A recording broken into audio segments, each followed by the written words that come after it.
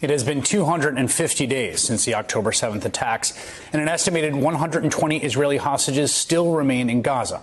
President Biden, the UN Security Council, and the governments of Qatar and Egypt are all still pushing for a negotiated ceasefire that would release all the remaining hostages. But the fate of that deal remains unclear. So far, about 120 hostages have been returned to Israel alive. That includes 116 released as part of the brief pause in fighting that happened last November, as well as the 4 who were rescued in a military operation last weekend that also left nearly 300 Palestinians dead, according to the Gaza Health Ministry. Since the conflict began, family members of many hostages have urged Israeli Prime Minister Benjamin Netanyahu and his government to come to a deal for the hostages' release, organizing, protesting, meeting with leaders both in Israel and the U.S. And now one of those groups has written an open letter to American Jewish organizations asking their help to press Netanyahu to end the war and accept the deal that's on the table, saying Israelis are being held hostage, not just our families who are held by Hamas in Gaza. We are all hostage to Bibi's actions. He is risking the lives of our soldiers. He is jeopardizing the lives of our hostages. He is endangering us all.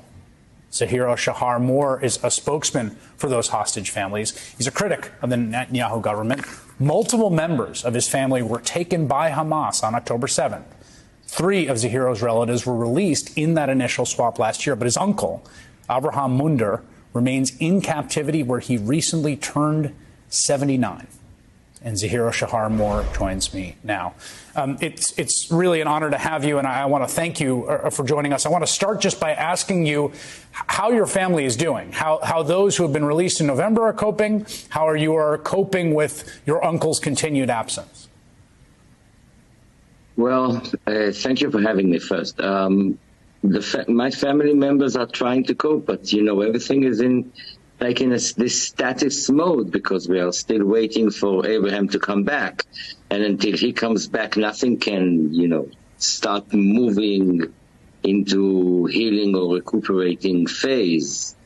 So day by day, I guess this is the way a lot of families, not just my family, of course, a lot of families are feeling this way. And we are waiting for this issue to be resolved, and it's been taking so long.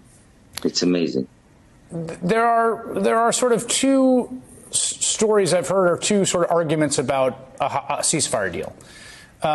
One is that Hamas won't accept one on the terms that Israel would find acceptable, and that Sinwar, the head of the military commander in Hamas, wants to keep the war going.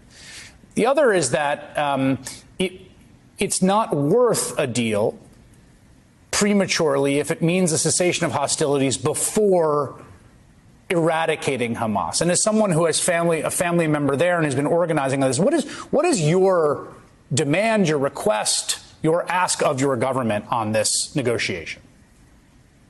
First and foremost, a ceasefire. First and foremost, a ceasefire. This is elementary. This is like when there was a ceasefire, hostages came back. Now, heroic operations are, heroic operations. They happen here and there. They are not a strategic solution to the problem of 120 people still kept in captivity. During 7 months of military operation, Israel succeeded in releasing 7 hostages alive.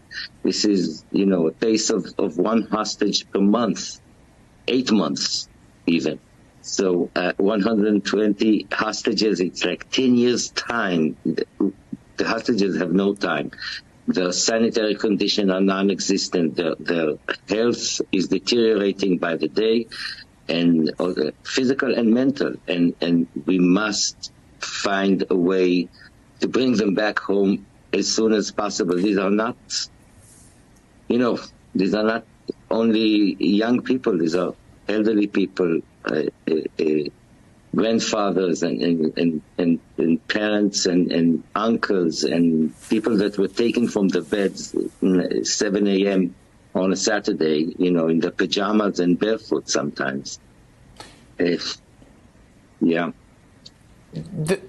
In the U.S., one of the things that people there has been kind of a joining of the notion of the war and the justness of it and doing it on behalf of the hostages. Many people feel that the war is on behalf of the hostages, and people think that those, you know, who are calling for a ceasefire are betraying them or forgetting about them. And you wrote this open letter that basically argued the opposite. And so for people that are people of good faith across the spectrum on this very contested issue, I want to hear your argument to them as a family member.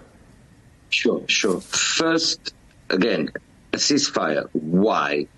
The thing that endangers the hostages the most right now are IDF bombing. This has been from October 8th ongoing, where my 9-year-old cousin's son was asked during an interview after he has spent 49 days in Gazan captivity. He was asked, what do you feel most about your grandfather still being there? Without hesitation, he answered, the IDF bombing. The IDF bombing endangers the hostages, and the IDF bombing, actually, we know about 14 hostages that were killed either by direct hit by the IDF or, you know, as after an IDF attack, their attackers needed to evacuate the space. You know, they killed them. So, you know, the military operation endangers the hostages. It got 7 hostages out, 14 at least dead, and the whole military maneuver is not beneficial for the hostages at all. It's not helping them. On the contrary, it gets them further and further away from a hostage deal, further and further away from getting united with their loved ones. Because we know that the conditions for the hostage exchange or the prisoners exchange or whatever you want to call this, getting them back home, is first a ceasefire. And by waging this war from day one, the Israel government initiatives of this military operation is only keeping us apart, keeping us further and further apart. At the beginning, it was only northern Gaza, and then it was Rafah, and before that it was Khan Yunis, and we're just getting further and further apart from a solution to this problem, because the solution should start with a ceasefire. This is, you know, logical and basic. Zahiro Shahar Mor, who's a spokesperson for the group We Are All Hostages, his uncle, 79 years old, still held by Hamas in Gaza. I can't thank you enough for making a bit of time for us, and we're all thinking about you and your family. Thank you very much. And we pray for the safe return of all of the hostages as soon as possible. This is a humanitarian issue. This is not some political issue, and people trying to make this a political issue, especially the government is trying to make this political. No, this is a humanitarian crisis, and everything should be done to get them back as soon as possible. Thank you very much.